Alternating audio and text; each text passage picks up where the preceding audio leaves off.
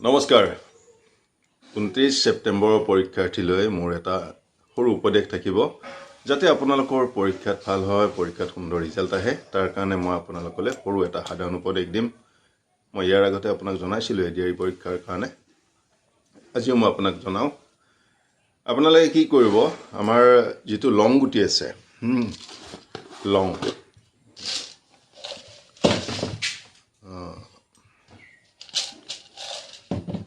ঠিক এনেকুৱা ধৰণৰ লংগুটি এনেকুৱা ধৰণৰ লংগুটি একদম টুপিটোৰে হৈতে লংগুটি তিনিটা লংগুটি ল'ব তিনিটা লংগুটি লৈ যেতিয়া পৰীক্ষালৈ যাব ওলাব আপোনালোকৰ যেটো কেম্পাছৰ বাউণ্ডাৰীৰ ভিতৰত থাকিব বাউণ্ডাৰীৰ ভিতৰত থিয় দি ৰাস্তাৰ ফালে মুখ কৰিব এই লংগুটি তিনিটা নিজৰ মূৰৰ ওপৰেৰে এনেকৈ ক্লকৱাইজ ঘূৰাব সাতবাৰ